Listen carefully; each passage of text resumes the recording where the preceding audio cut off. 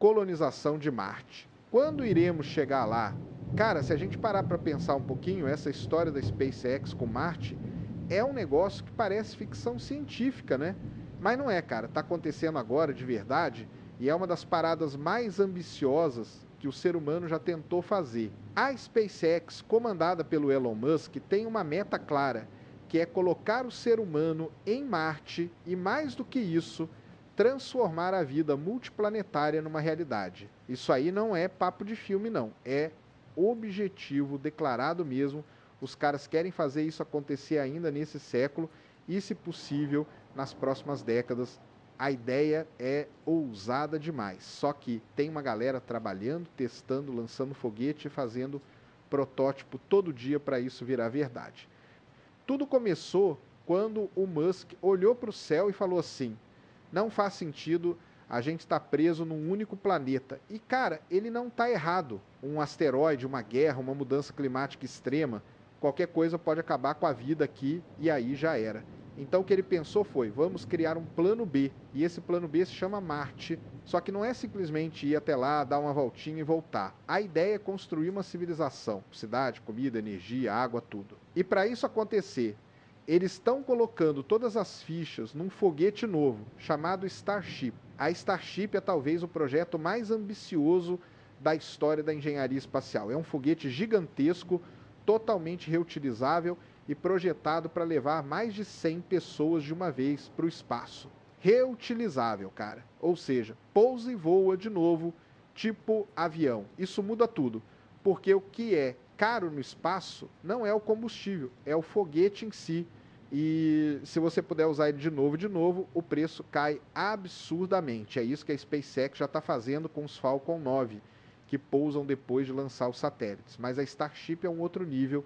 E esse foguete não é só para Marte, não. Serve para a Lua, serve para missões orbitais, serve até para viagens aqui na Terra em alta velocidade. Mas o foco mesmo, o sonho do Musk, é Marte.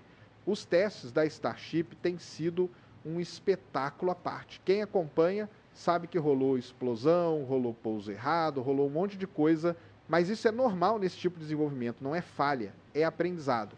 Cada vez que um protótipo explode, os engenheiros aprendem o que deu errado e corrigem na próxima. E já teve teste que foi sucesso também, com a Starship subindo, planando e pousando direitinho. Agora o foco está em conseguir mandar ela para a órbita da Terra, fazer esse sistema de lançamento e pouso funcionar 100% e começar a repetir esse processo de forma segura. E não dá para esquecer do Super Heavy, que é o primeiro estágio da Starship. Ele é tipo o foguete que dá o empurrão inicial. É enorme, cara. O maior já construído. Tem dezenas de motores Raptor, que são os motores novos da SpaceX, muito mais eficientes e potentes. Quando o conjunto completo voar, Super Heavy mais Starship, vai ser o maior e mais poderoso sistema de lançamento que o ser humano já construiu. E é esse monstro aí que vai levar a galera para Marte. Enquanto tudo isso vai acontecendo, a SpaceX também está se envolvendo com a NASA, inclusive para a missão Artemis, que vai levar astronautas de volta para a Lua. A ideia é usar a Starship como módulo de pouso lunar. Então, além de desenvolver para o futuro marciano, a SpaceX já está inserida nas próximas grandes missões da humanidade aqui no nosso quintal lunar. Isso ajuda muito, porque além de dar visibilidade, traz verba, traz dados e ajuda a evoluir o sistema de voo. Agora, uma coisa é certa, ninguém está fazendo o que a SpaceX está fazendo nesse nível. Nenhuma outra empresa ou agência está testando foguete gigantesco todo mês, explodindo, corrigindo e seguindo em frente. Isso mostra o diferencial deles. É ousadia, é grana, é tecnologia, é visão de longo prazo. Enquanto muita gente está olhando só para os lucros do próximo trimestre, o Musk está lá pensando em como garantir a existência da humanidade daqui 100 anos. Pode parecer exagerado, mas se alguém tem chance de chegar lá nesse momento, é a SpaceX. E o foguete que vai levar a gente para Marte, muito provavelmente já está sendo construído nesse exato instante, ali em Boca Chica, no Texas. Cara, se tem uma pergunta que está martelando na cabeça de muita gente é: quando que o ser humano vai finalmente pisar em Marte? Porque, assim, falar de ir para Marte, fazer plano, construir foguete, tudo isso é bonito no papel, mas a grande expectativa mesmo tá nesse momento histórico, quando um ser humano colocar o pé naquele solo vermelho pela primeira vez. Isso vai ser um marco, vai ser o tipo de coisa que daqui 100 anos os livros ainda vão estar mostrando. Mas o problema é que ninguém consegue bater o martelo e dizer vai ser tal ano. Tem as previsões, tem os cronogramas, tem o otimismo do Elon Musk, mas o buraco é bem mais embaixo. O Musk já falou algumas vezes que ele quer ver os primeiros humanos chegando em Marte ainda na década de 2030, talvez em 2029, talvez um pouco depois. Mas isso é numa visão bem otimista, tá? Porque para isso acontecer, uma série de coisas precisa dar certo antes. Não é só lançar o foguete e pronto. Tem que testar o voo completo até Marte, pousar com segurança, ter sistema de suporte à vida, garantir comunicação, energia, comida, abrigo. Ou seja, é uma cadeia de eventos complexa e cada etapa precisa ser validada. Por isso que, quando você vai ouvir os cientistas, os engenheiros mais cautelosos, a previsão deles costuma ser mais para o final dos anos 2030 ou começo dos 2040. E antes da missão tripulada, tem todo um processo de preparação. As missões não tripuladas são fundamentais para isso. Elas vão servir para levar equipamentos, testar a aterrissagem, medir a radiação em tempo real, analisar como o solo reage a certos materiais, coisas assim. Tipo, não dá para simplesmente mandar uma tripulação e descobrir lá na hora que o solo de Marte é mais escorregadio do que se pensava ou que a poeira compromete os sistemas eletrônicos. Tem que conhecer o terreno, literalmente, antes de colocar vidas humanas em risco. E tem também o fator do tempo de viagem, que é outro desafio. Para ir até Marte, numa janela favorável, são cerca de 6 a 9 meses de viagem. E isso é só a ida, ou seja, a missão completa pode levar 2 anos ou mais, contando o tempo de permanência lá e a janela para voltar. Durante esse período, os astronautas vão estar expostos à radiação cósmica, isolamento, microgravidade e todo tipo de estresse físico e psicológico. Então, antes de mandar alguém, vai ter que rolar muita simulação, muitos testes aqui na Terra, em ambientes extremos, para entender como o corpo humano e a mente reagem a essa experiência. E tem um outro ponto muito importante, que é a questão da autonomia. A missão para Marte não vai ter como contar com o apoio em tempo real da Terra. Por causa da distância, os sinais de comunicação demoram entre 5 e 20 minutos para ir e voltar. Isso significa que se der algum problema lá, os astronautas vão ter que resolver sozinhos. Não tem como pedir ajuda e receber uma resposta na hora. Então o treinamento da equipe precisa ser absurdo. Os sistemas precisam ser redundantes e a preparação tem que considerar todos os cenários possíveis, desde falha no pouso até falta de comida. A questão simbólica também pesa muito nessa história. O primeiro humano em Marte vai representar não só uma vitória tecnológica, mas também um avanço da civilização. Vai ser como quando Neil Armstrong pisou na Lua, só que multiplicado por 1000, porque Marte é muito mais longe, muito mais hostil e a missão é muito mais complexa. Então esse momento vai ter um impacto cultural gigantesco, vai inspirar gerações, vai mudar a forma como a gente se vê como espécie, vai ser o início de uma nova era, onde o ser humano deixa de ser um bicho da Terra e começa a expandir de verdade pelo sistema solar. Mas claro, nada disso acontece sem grana, sem apoio político, sem vontade de verdade. E é aí que entram as parcerias entre empresas privadas e agências governamentais. A NASA, por exemplo, está investindo pesado em estudos e parcerias que visam Marte, mesmo que o foco principal agora seja a Lua com o programa Artemis. A ideia é usar a Lua como laboratório, como degrau, aprender a viver fora da Terra ali para depois dar o próximo salto, né? E aí, quando tudo estiver testado, quando os sistemas estiverem prontos, quando o foguete estiver confiável, aí sim vai chegar o momento de fazer a contagem regressiva para o lançamento mais aguardado da história moderna. O que a gente sabe é que está cada vez mais perto. Tem muita gente trabalhando nisso em tempo integral, em várias partes do mundo. As tecnologias estão avançando rápido, os testes estão sendo feitos, os erros estão sendo corrigidos. É como se o relógio estivesse correndo e o momento se aproximando, mesmo que a gente ainda não saiba exatamente qual vai ser o dia, o mês, o ano. Mas uma coisa é certa, quando esse dia chegar, tudo vai mudar.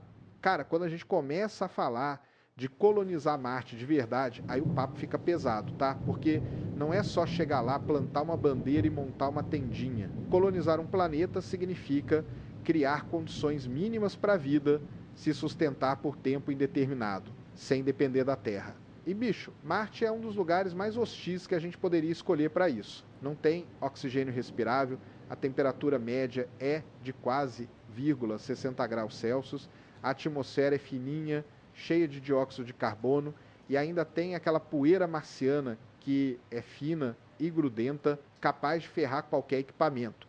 Só que, mesmo com tudo isso contra, os cientistas estão batendo cabeça todo dia para tentar resolver cada pedacinho dessa equação. Um dos maiores desafios logo de cara é a radiação. Aqui na Terra a gente tem uma proteção natural com a atmosfera e o campo magnético segurando a onda.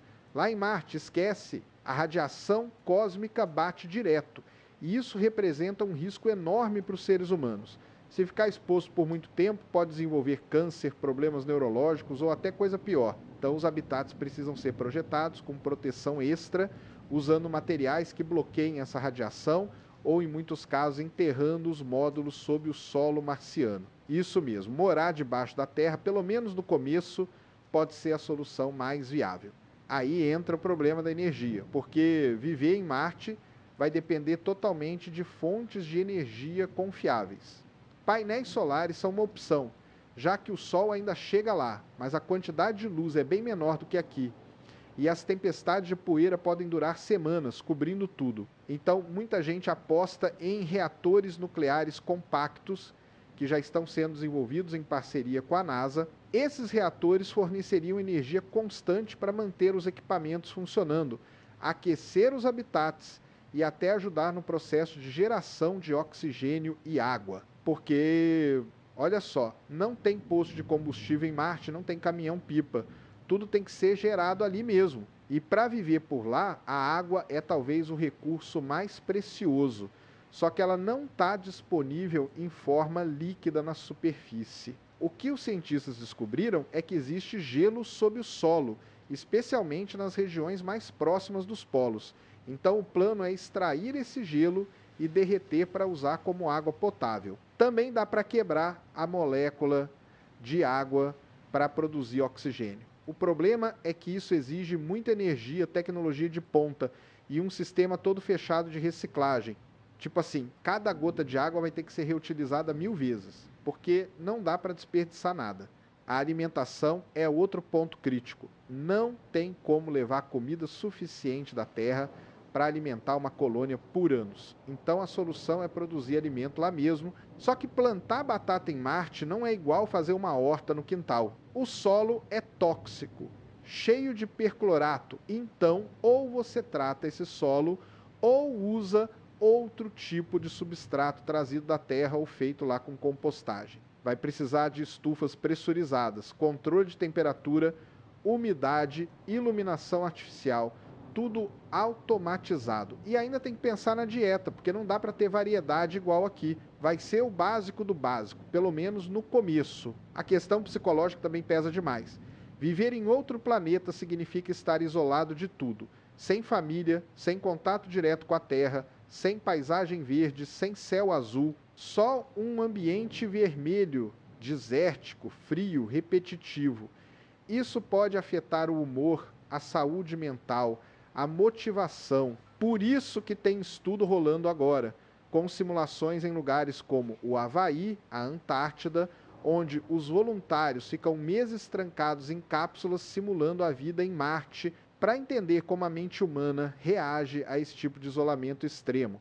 E os resultados mostram que é difícil pra caramba manter a sanidade quando tudo ao seu redor é artificial. Além disso tudo, tem o desafio logístico. Cada peça, cada parafuso, cada grama de equipamento precisa ser levado da Terra. E se quebrar alguma coisa essencial lá, não tem loja para comprar reposição. Então vai ter que ter impressora 3D, peças sobressalentes, pessoal treinado para consertar qualquer parada. E, no longo prazo, pensar em como produzir ali mesmo parte do que é necessário para manter a colônia funcionando. Isso se chama ICRU, uso de recursos in situ, e vai ser a chave para tornar tudo sustentável. Marte tem minerais, tem gelo, tem CO2 na atmosfera. Então a ideia é usar esses elementos para criar combustível, materiais de construção e outros insumos essenciais. E Como se tudo isso já não fosse suficiente, ainda tem a pergunta: quem manda em Marte? Porque legalmente nenhum país pode reivindicar um pedaço do planeta segundo tratados internacionais. Mas e quando uma colônia estiver funcionando, com dezenas ou centenas de pessoas, quem vai tomar as decisões? Vai ser uma democracia? Uma empresa privada vai mandar? Vão criar um novo sistema político? Isso ainda está totalmente em aberto e vai ser uma das discussões mais importantes quando a colonização começar para valer. Porque viver em Marte não é só uma questão tecnológica, é também uma questão de como a gente vai organizar a vida em um novo mundo. Tempo, ele é uma ilusão ou algo real? Cara, quando a gente para pensar sobre o tempo, dá até um bug na cabeça, né? Porque, assim, ele está em tudo que a gente faz. Acorda, olha o relógio, marca compromisso, cronometra corrida, conta a idade, tudo gira em torno do tempo. Só que aí vem aquela pergunta que quebra tudo. Será que o tempo é mesmo algo real ou é só uma ilusão que a nossa mente inventou para tentar entender a sequência das coisas? E bicho, essa pergunta não tem uma resposta simples não, porque envolve física, filosofia, neurociência, tudo misturado. O primeiro ponto que muita gente levanta é que o tempo pode ser uma dimensão tão real quanto o espaço. Tipo, quando a gente fala do espaço-tempo, lá na relatividade geral do Einstein, o tempo não é só uma contagem de segundos, ele é parte da estrutura do universo. É como se fosse a quarta dimensão. A gente vive num universo 3D com uma direção extra, que é o tempo. Então, nesse sentido, ele é real, está ali, moldando tudo que acontece. Só que ele é diferente do espaço porque a gente só consegue ir numa direção, do passado para o futuro. Ninguém consegue voltar no tempo, ou ficar parado, ou ir para frente mais rápido do que o natural, pelo menos não do jeito que a gente vive no dia a dia. Só que quando a gente olha para o nosso cérebro, para o jeito que a gente percebe o tempo, a coisa muda. Porque a gente não sente o tempo diretamente, a gente sente mudança. A gente vê o sol se movendo, sente o corpo envelhecendo, vê uma planta crescendo. A partir dessas mudanças, a gente cria essa noção de que o tempo está passando. Só que aí tem um detalhe: tudo que a gente vive está sempre no agora. A nossa consciência vive num eterno presente. O passado é só memória e o futuro é só expectativa. Então tem gente que defende que o tempo, do jeito que a gente conhece, é uma construção mental, uma ilusão criada para dar sentido à sequência das experiências. Na filosofia isso é antigo. Já lá atrás, com caras como Santo Agostinho, já se discutia isso. Ele falava que o tempo só existe na alma, que o presente é o único tempo real, porque o passado já não é mais e o futuro ainda não é. E hoje em dia, com tudo que a gente sabe sobre neurociência, a ideia dele faz até mais sentido, porque a nossa memória é limitada, nossa percepção tem atraso, e o cérebro está sempre tentando prever o que vai acontecer com base no que já viveu. Isso tudo cria uma sensação de fluxo temporal, mas vai saber se esse fluxo é real mesmo ou só um truque do cérebro. Outra coisa interessante é a tal da seta do tempo, que é essa ideia de que o tempo só vai numa direção. Isso vem da segunda lei da termodinâmica, aquela que fala que a entropia, a desordem, sempre aumenta. É isso que dá a impressão de que o tempo anda para frente. Quando você quebra um copo, ele não se remonta sozinho.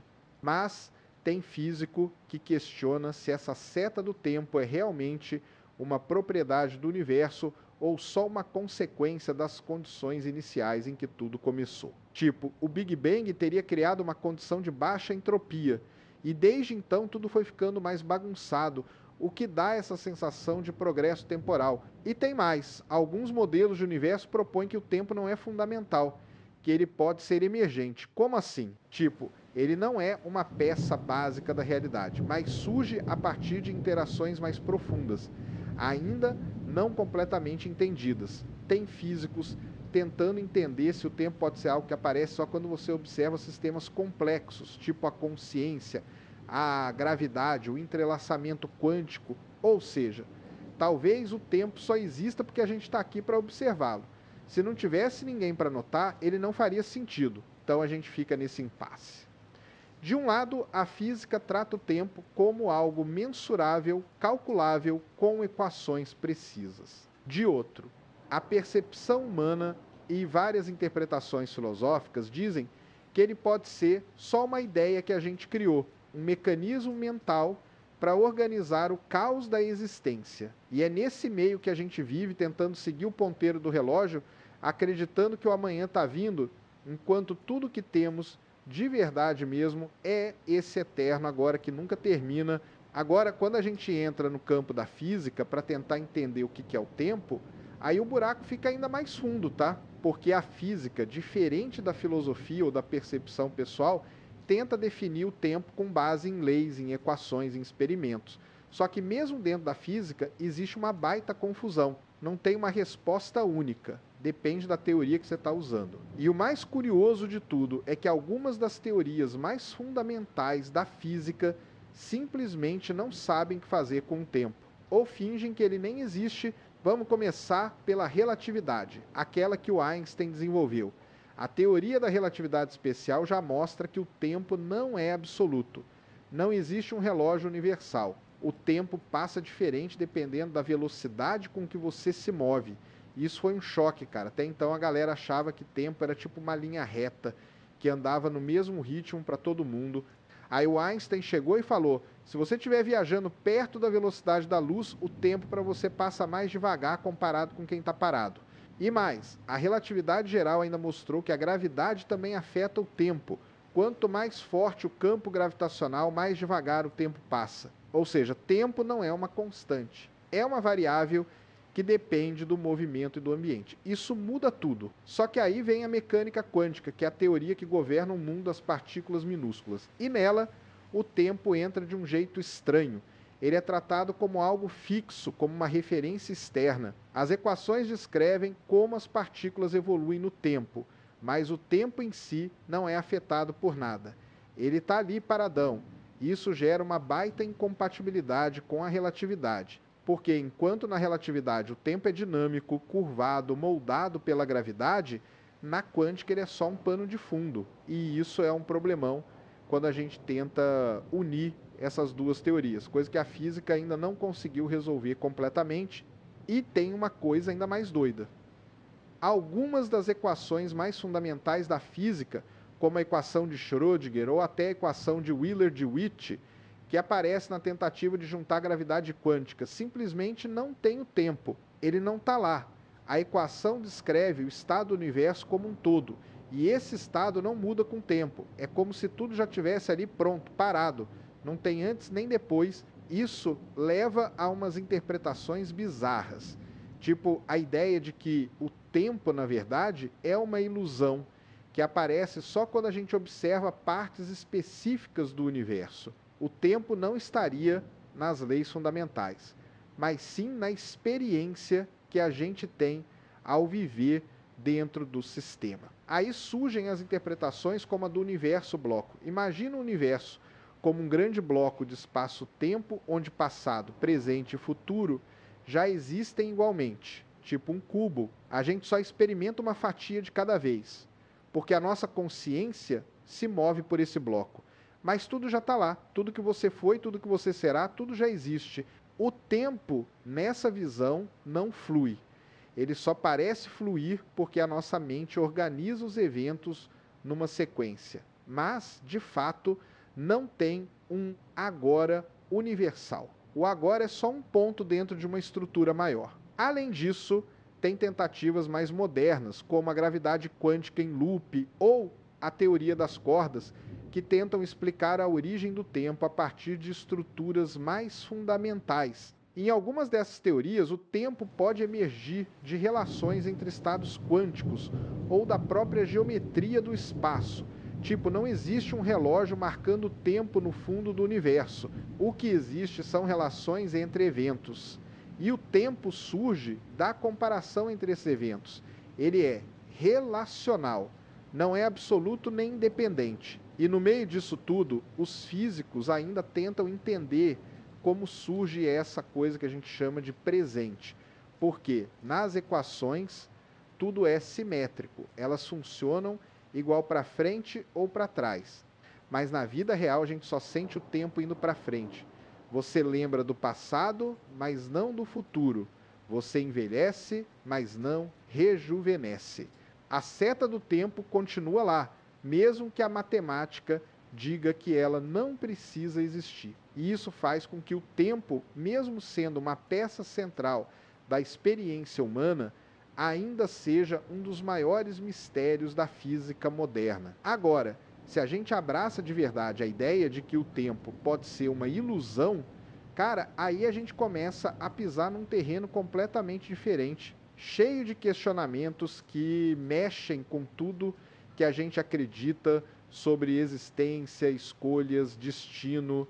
Porque, assim, se o tempo for mesmo uma ilusão, se ele não existir como a gente sente, o que isso diz sobre o livre-arbítrio, sobre o futuro, sobre a consciência? Um dos pontos mais discutidos nessa linha é a ideia do universo bloco, aquele modelo onde passado, presente e futuro já existem simultaneamente, e aí o que a gente percebe como passagem do tempo seria só a nossa consciência se deslocando por esse bloco.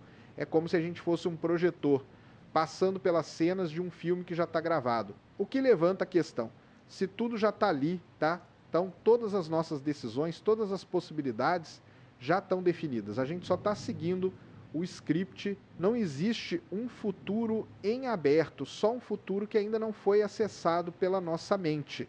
Isso bate de frente com a ideia de que a gente tem escolhas reais, que a gente muda o rumo das coisas, mas essa ideia do tempo como ilusão também tem suas versões mais radicais.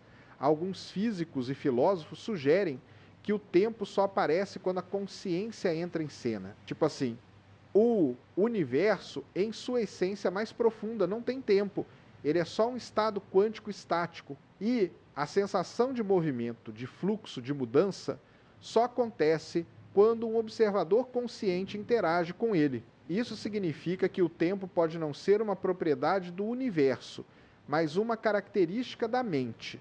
A gente inventa o tempo como uma ferramenta para entender a sequência de experiências, como se o cérebro organizasse os dados da realidade num formato de história, com começo, meio e fim. E aí entra um outro ponto, o papel da consciência nesse processo todo.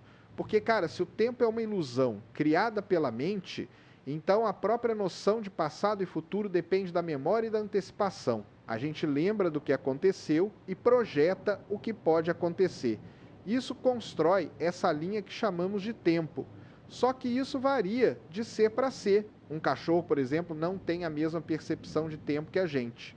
Ele vive muito mais no agora. E se a nossa percepção do tempo depende do nosso tipo de consciência, será que outros seres com outras formas de percepção experimentam realidades completamente diferentes da nossa? Essa ideia de que a experiência do tempo é relativa à consciência abre um campo imenso de especulação, porque talvez o tempo seja uma espécie de interface, uma forma de organizar a informação do mundo, igual a tela do seu celular não mostra a realidade do código por trás, mas sim um layout que você consegue entender. O tempo seria isso, um layout cognitivo, uma interface para que a mente humana possa lidar com o universo. E isso, cara, se for verdade, muda tudo. Porque a gente sempre achou que o tempo era algo lá fora, algo objetivo, que existe independente de nós.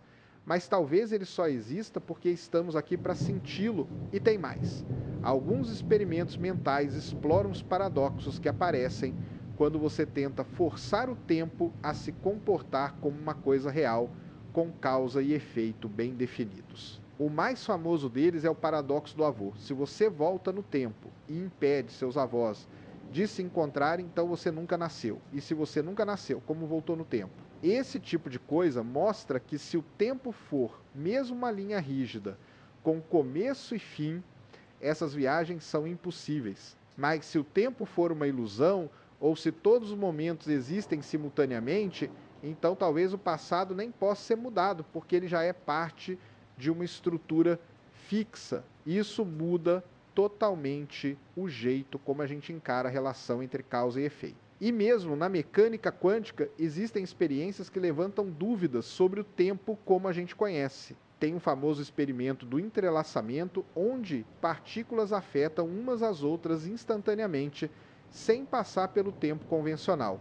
E, mais recentemente, surgiram experimentos sugerindo que a ordem dos eventos pode depender do observador.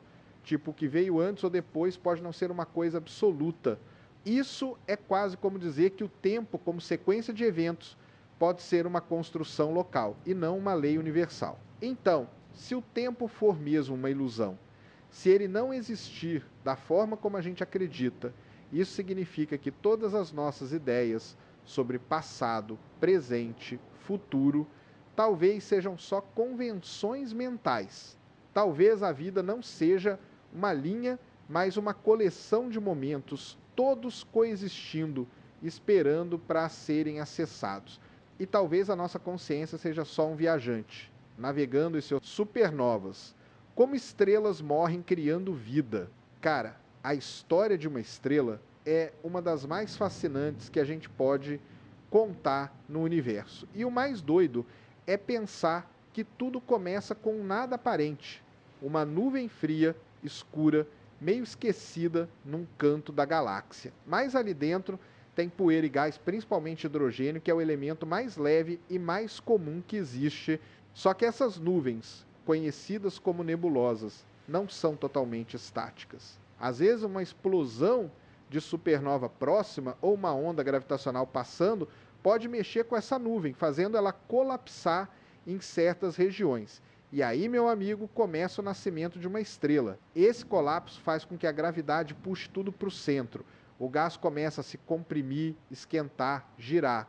Vai formando uma bola cada vez mais densa e quente. Chega um ponto em que a temperatura no núcleo atinge milhões de graus. E aí começa a mágica da fusão nuclear.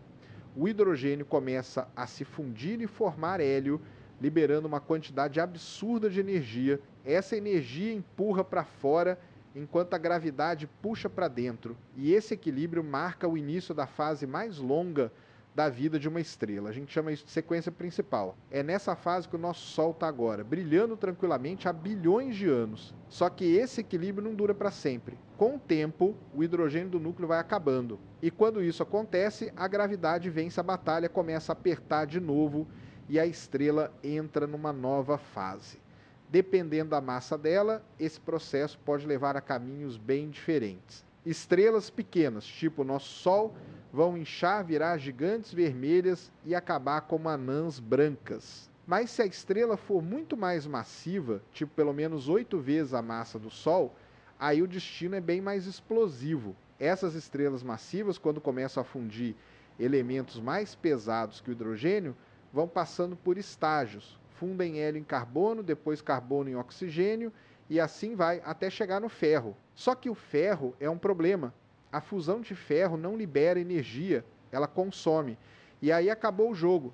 Sem energia para sustentar o núcleo, a gravidade colapsa tudo num instante. O núcleo implode, e esse colapso gera uma reação tão violenta que a parte externa da estrela é lançada para o espaço numa explosão gigantesca. Isso é uma supernova. Existem diferentes tipos de supernova, mas os dois principais são a do tipo segunda, que é essa que acontece com estrelas massivas no final da vida. E a do tipo Ia, que é quando uma anã branca num sistema binário suga a matéria da estrela companheira até explodir. São dois caminhos bem diferentes, mas ambos levam a um fim espetacular. A diferença fundamental é que no tipo segunda a estrela é gigante desde o começo, enquanto no tipo Ia a explosão depende de uma dinâmica entre duas estrelas. Mas o foco aqui é esse ciclo da vida estelar, porque quando uma estrela explode em supernova, ela não está só morrendo, ela está jogando para o universo tudo aquilo que ela criou no seu interior ao longo de milhões de anos. Todos aqueles elementos mais pesados que o hidrogênio, o carbono, o oxigênio, o cálcio, o ferro, tudo isso é lançado no espaço. E isso não é só bonito de ver, isso é fundamental, porque esses elementos vão se espalhar pela galáxia, se misturar com outras nuvens de gás e poeira e eventualmente formar novas estrelas, planetas e até seres vivos. Ou seja, o ciclo não para. Uma estrela nasce, brilha, morre e deixa um legado material para o cosmos. A morte de uma estrela é o início da formação de outra, e é exatamente isso que faz o universo ser um lugar em constante transformação. Não tem nada parado, tudo é movimento, colapso e renascimento. E nesse ciclo todo, as supernovas têm um papel fundamental, porque são elas que reciclam a matéria estelar. Sem elas, a galáxia seria só hidrogênio e hélio, flutuando para sempre, sem complexidade, sem planetas, sem vida. É por isso que entender como uma estrela vive e morre é mais do que estudar astrofísica, é entender as raízes da nossa própria existência, porque tudo que a gente é, tudo que a gente toca, o ferro no nosso sangue, o cálcio nos nossos ossos, tudo isso foi forjado no coração de uma estrela que viveu, brilhou e explodiu há bilhões de anos. E isso, cara, muda completamente o jeito que a gente olha para o céu.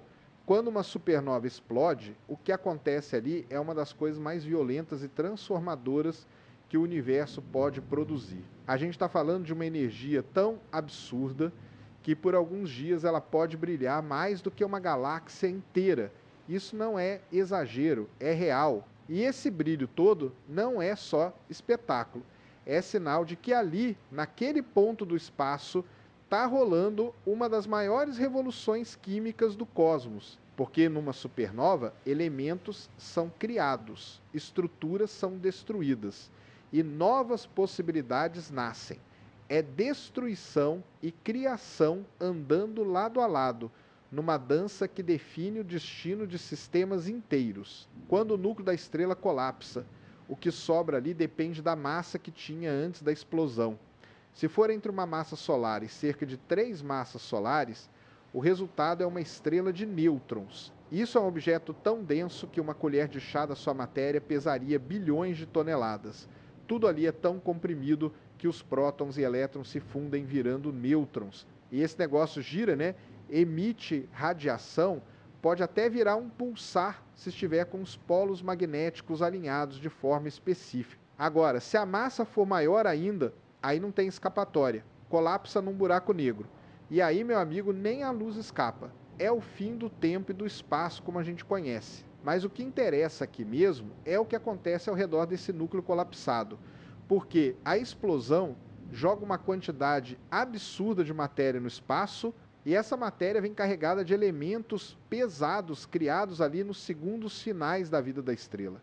A gente está falando de ouro, prata, chumbo, urânio, elementos que não são formados em fusão estelar comum, mas que só aparecem em ambientes com energia extrema, como de uma supernova. É ali que acontece o processo chamado captura rápida de nêutrons, ou processo R. Basicamente, os núcleos atômicos absorvem nêutrons tão rápido que não dá tempo de se estabilizar, formando assim elementos muito pesados. Além dos elementos, a onda de choque dessa explosão se espalha pelo meio interestelar, empurrando e comprimindo nuvens de gás próximas.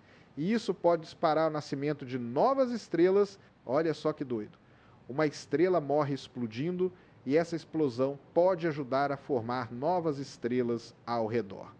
Isso mostra como tudo está conectado. A morte de uma gera a vida de outra. É um ciclo que se alimenta. As galáxias evoluem assim, com ondas de nascimento e morte de estrelas, transformando continuamente a composição do universo. E não é só o espaço que sente o impacto. Supernovas também moldam a química de galáxias inteiras. No começo do universo, só existia hidrogênio, hélio e um tiquinho de lítio. Todos os outros elementos, absolutamente todos, vieram do interior das estrelas e das supernovas. Então, se hoje a gente encontra planetas rochosos como a Terra, é porque várias gerações de estrelas viveram, morreram e espalharam seus restos pelo espaço. A composição química do meio interestelar vai ficando cada vez mais rica, o que permite a formação de planetas mais complexos, com atmosfera, com minerais, com possibilidade de abrigar vida. Além disso, o campo magnético de uma supernova pode gerar estruturas espetaculares no espaço, conhecidas como remanescentes de supernova. São aquelas nuvens coloridas, com formatos distorcidos, cheias de filamentos. O mais famoso talvez seja a nebulosa do Caranguejo, que é o que restou de uma supernova vista da Terra no ano de 1054. Esses remanescentes continuam interagindo com o ambiente ao redor, por milhares de anos, enriquecendo o espaço com os elementos que foram lançados na explosão. E muitas vezes são detectáveis por telescópios em várias faixas do espectro eletromagnético, rádio, infravermelho, raio-x. Cada um desses pedaços de informação revela um aspecto diferente dessa bagunça cósmica. E o mais interessante é que supernovas também têm um papel importante na própria dinâmica da galáxia. Elas ajudam a manter o meio interestelar agitado, distribuindo energia e matéria, evitando que tudo colapse num caos uniforme.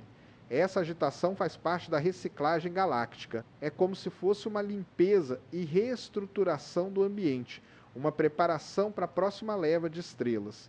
E esse processo é contínuo, está rolando agora mesmo em várias partes do universo. Tem estrela explodindo nesse instante, a milhares de anos-luz de distância. E o brilho dela talvez só vá chegar na Terra daqui a séculos. Então, quando a gente fala que uma supernova é um evento de destruição, não é o fim da história, é um reinício, um ponto de virada. É nesse momento que a matéria ganha uma nova função. Os átomos que estavam presos numa estrela ganham liberdade e passam a fazer parte de outras histórias. Vão se juntar a outras nuvens, formar planetas, talvez até participar da formação de vida. Tudo isso porque uma estrela chegou ao fim do seu ciclo. E o mais incrível é que isso não é raro. É uma parte essencial da evolução cósmica. Sem as supernovas, o universo seria um lugar muito mais pobre e muito menos interessante. Se tem uma coisa que parece contraintuitiva no universo, é essa ideia de que a morte de uma estrela, uma explosão tão violenta quanto uma supernova, possa estar ligada diretamente com a criação da vida. Mas quando a gente olha com calma, quando mergulha nos processos físicos e químicos envolvidos, dá para perceber que tudo que somos, tudo que existe na Terra, só é possível por causa dessas mortes estelares. A gente não seria nada sem elas, literalmente. O ferro no nosso sangue, o oxigênio que a gente respira, o cálcio dos nossos ossos, tudo isso veio de uma estrela que explodiu bilhões de anos atrás. Isso não é metáfora, é fato. O início dessa história começa bem antes do nosso Sol existir. Muito antes. A nossa galáxia já tinha passado por ciclos de nascimento e morte estelar, onde supernovas enriqueciam o meio interestelar com elementos pesados. Esse gás enriquecido formou novas nuvens, novas estrelas, novos sistemas planetários. Um deles foi o nosso. Ou seja, o Sol nasceu de uma nuvem que já estava cheia de restos de outras estrelas. Ele não é uma estrela de primeira geração. Ele carrega em si e ao seu redor os traços químicos de todo esse passado estelar. Quando o Sistema Solar começou a se formar, há cerca de 4, 6 bilhões de anos, esse gás enriquecido começou a colapsar sob sua própria gravidade. No centro nasceu o Sol. Ao redor se formaram os planetas, asteroides, cometas. E é aí que a coisa começa a ficar interessante, porque a Terra, sendo um planeta rochoso, é composta em grande parte por elementos pesados, ferro, níquel, silício, carbono. Esses elementos não nasceram com o Big Bang, eles foram forjados nas entranhas de estrelas massivas e espalhados pelo espaço pelas supernovas. Então, cada pedacinho do planeta, cada rocha, cada grão de areia, carrega em si a assinatura química de uma explosão estelar. E isso se estende a tudo que vive aqui. Pensa só, o carbono que forma as moléculas orgânicas, o oxigênio que a gente respira, o fósforo que faz parte do nosso DNA, o potássio essencial para a função celular, tudo isso veio do espaço, tudo isso veio das estrelas.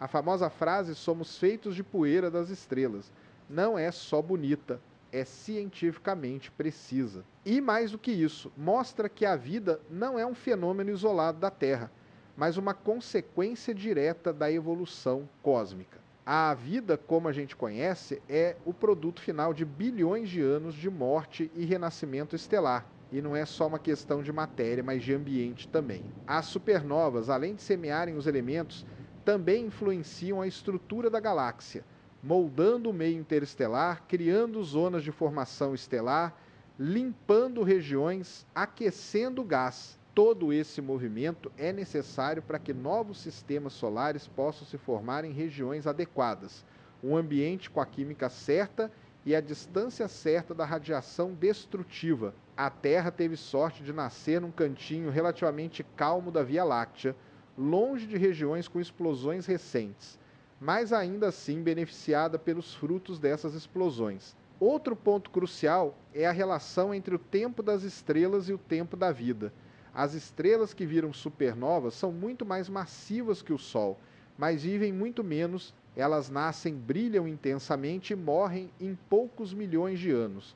Isso é muito rápido comparado aos bilhões de anos que planetas como a Terra levam para desenvolver vida complexa. Ou seja, essas estrelas vieram antes, morreram antes, enriqueceram o espaço, e só então planetas como o nosso puderam se formar e ter tempo suficiente para desenvolver vida.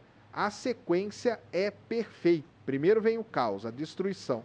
Depois vem a calma, a estabilidade.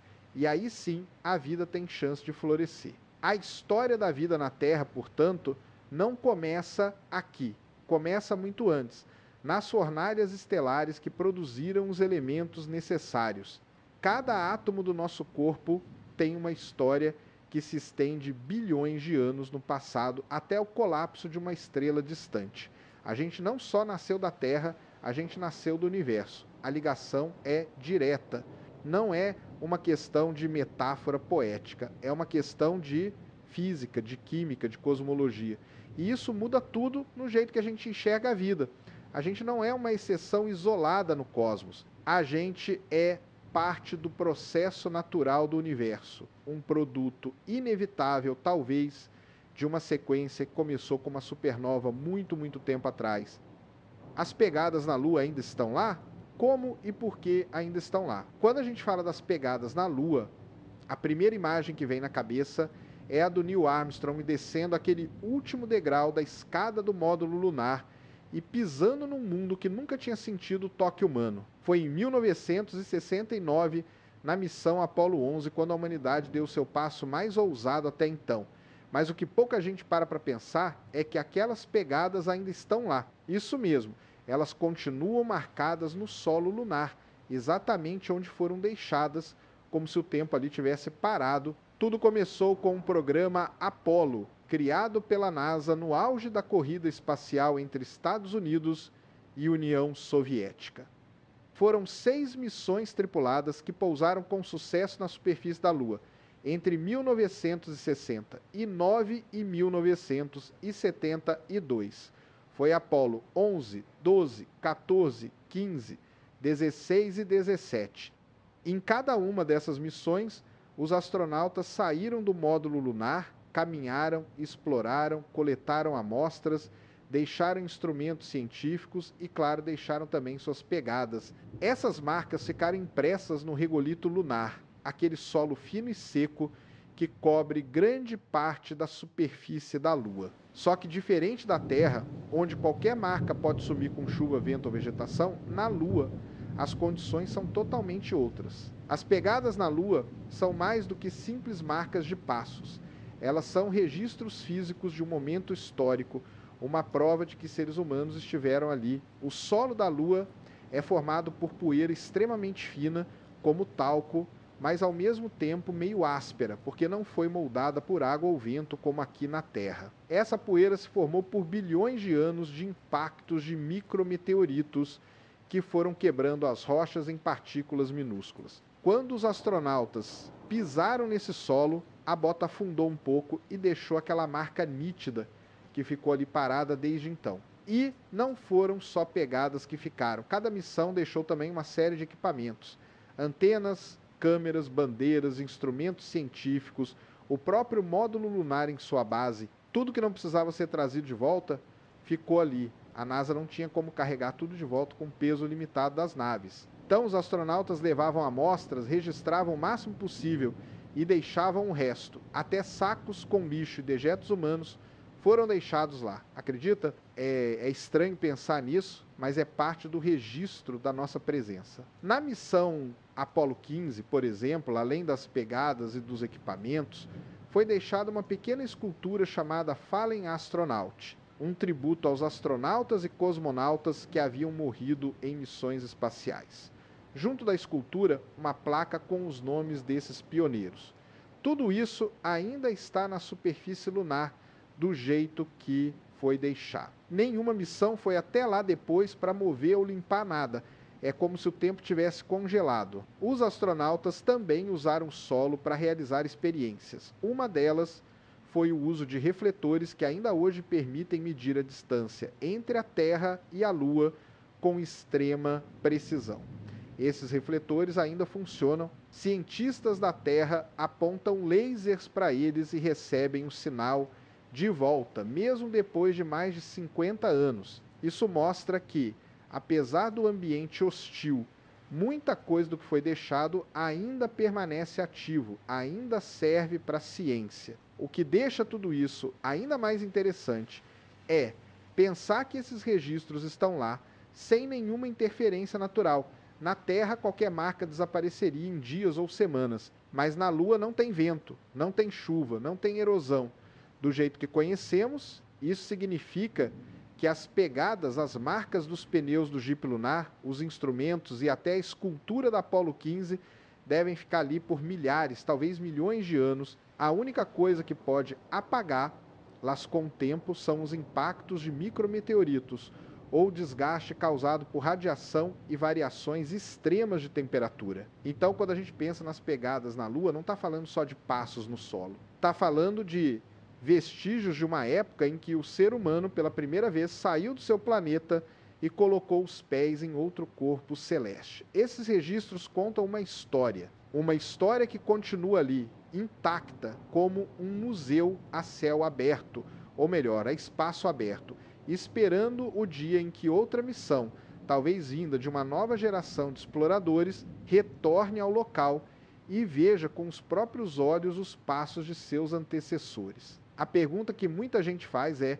por que essas pegadas ainda estão lá na Lua? Como é possível que marcas feitas em 1969, mais de 50 anos atrás, ainda estejam intactas, sem vento, sem chuva, sem ninguém para passar por cima e apagar? A resposta para isso está nas condições únicas do ambiente lunar, um lugar onde tudo funciona de um jeito completamente diferente do que a gente conhece aqui na Terra. E entender isso ajuda a perceber como a Lua é um tipo de cápsula do tempo natural, um lugar onde as ações humanas podem durar milhões de anos. Para começar, a Lua não tem atmosfera, nada de ar, nada de vento, nada de nuvens, nada de chuva.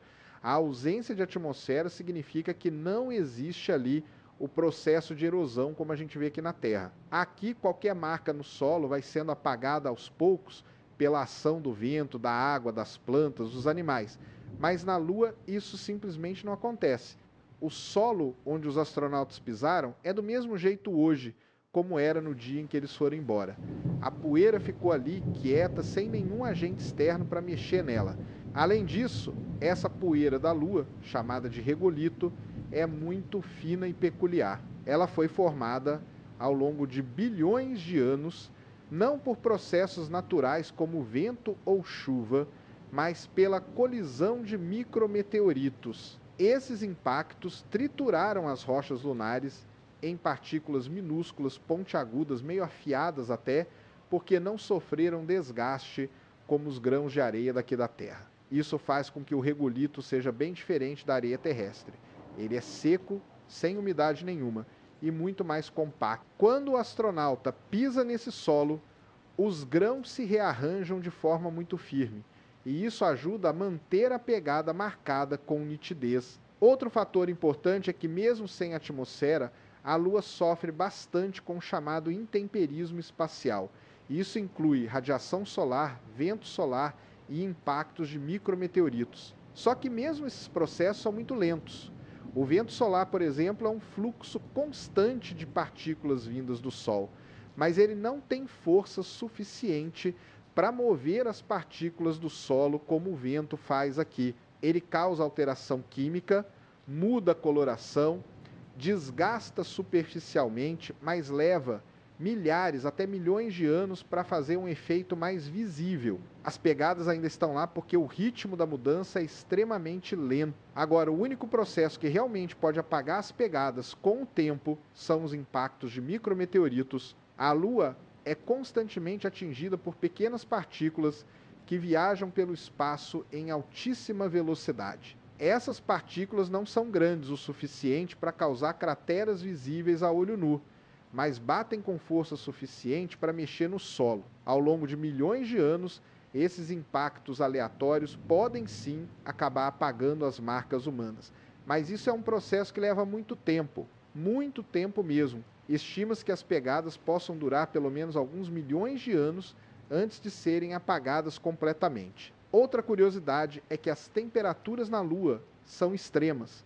Durante o dia lunar, a temperatura pode passar dos 100 graus Celsius e à noite cair para 170 graus. Essa variação brutal de temperatura acontece porque, sem atmosfera, não há nada para reter ou distribuir o calor. Essa oscilação térmica pode causar microfraturas nas rochas, mas no solo o efeito é mais brando. Ainda assim, com o tempo, isso também pode contribuir para o desgaste das estruturas mais frágeis. Só que, de novo, o ritmo disso é tão lento que as pegadas vão continuar lá por muito tempo. E tem uma outra coisa interessante: a falta de atmosfera também significa que o som não se propaga na Lua.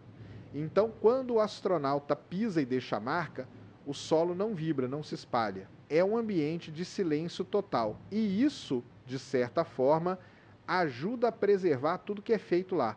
É como se cada ação ficasse eternamente gravada, sem interferência, até mesmo os rastros do rover lunar, aquele jipe elétrico que foi usado em algumas missões, ainda estão ali. Dá para ver os sulcos deixados pelas rodas serpenteando pela paisagem. O solo lunar, portanto, é como uma tela que registra cada passo, cada movimento e não apaga facilmente. E é por isso que tudo que foi feito durante as missões, Apollo ainda está ali, quase como no dia em que os astronautas foram embora. As pegadas são só um símbolo disso. Tem pedaços de espaçonave, ferramentas, câmeras, bandeiras, tudo ainda lá, exposto ao vácuo do espaço, mas parado no tempo, e essa permanência é o que torna a Lua um lugar tão único no sistema solar. Um lugar onde a história não se desgasta, não se dissolve, mas fica marcada na poeira fina de um mundo sem vento. O mais impressionante de tudo isso é pensar que as pegadas dos astronautas podem continuar ali por milhões de anos, mesmo depois que toda a civilização humana tiver desaparecido. A Lua, por não ter atmosfera nem vida ativa, é um dos poucos lugares onde os registros humanos podem durar quase eternamente. E essas pegadas, junto com os equipamentos e objetos deixados, podem acabar se tornando os vestígios mais duradouros da nossa presença no cosmos. Isso levanta uma questão interessante. Será que no futuro, quando outras missões visitarem os mesmos locais, essas marcas ainda estarão visíveis? E mais, será que elas serão respeitadas como patrimônio histórico da humanidade? Existe um movimento crescente dentro da comunidade científica e entre agências espaciais que defende a preservação desses locais. A ideia é tratar as áreas de pouso das missões Apollo como sítios arqueológicos, locais que marcaram uma virada na história humana e que, por isso, devem ser protegidos. Tem até proposta para criar uma zona de exclusão em volta dessas áreas, onde futuras missões não poderiam pousar ou trafegar para não comprometer a integridade das marcas originais. Imagina só uma nova missão chegando na Lua e, sem querer, passando com um rover por cima da primeira pegada do Neil Armstrong. Seria uma tragédia arqueológica espacial. Mas essa preocupação não é só teórica. Ela já está começando a ganhar forma prática quando empresas como a SpaceX, a Blue Origin ou outras futuras missões planejarem ir até a Lua, elas terão que considerar essas áreas como zonas sensíveis. A própria NASA, em documentos recentes, já sugeriu diretrizes para proteger esses locais históricos. Isso inclui manter distância segura, evitar atividades que gerem vibração ou deslocamento de poeira próximo aos sítios das missões Apollo e até monitoramento por satélites antes do pouso. Tudo isso para garantir que aquilo que foi deixado lá continue intacto o máximo de tempo possível. Além das pegadas, o solo lunar guarda outros registros importantes. As marcas dos pneus do rover lunar, os restos do módulo de descida, instrumentos científicos, tudo isso forma um conjunto que conta uma história, não só da chegada do homem na Lua, mas da forma como ele interagiu com esse novo mundo. É uma espécie de museu natural, sem paredes, sem curadoria, onde os artefatos são exatamente os mesmos que foram usados e onde o tempo não tem pressa. Se não houver interferência direta, essa coleção pode durar indefinidamente.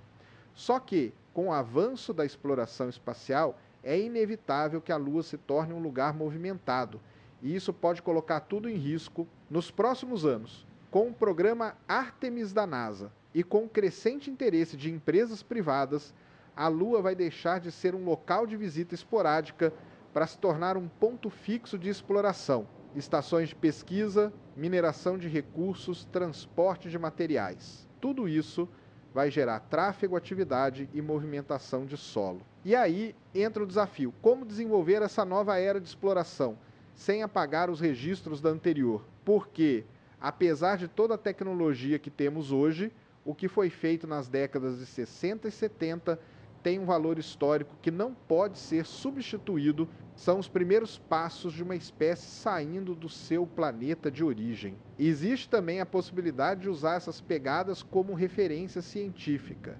Algumas delas podem ser monitoradas ao longo do tempo para estudar o impacto do ambiente lunar em estruturas humanas, como a radiação afeta o solo, como a poeira se comporta, como o material se degrada. Isso pode gerar dados importantes para entender os efeitos de longo prazo na superfície da Lua. Inclusive, satélites atuais, como o Lunar Reconnaissance Orbiter, já conseguiram fotografar algumas dessas áreas, mostrando as trilhas dos astronautas e a posição dos equipamentos. São imagens que confirmam que tudo continua lá praticamente intocado. Outra coisa que entra nessa discussão é o simbolismo.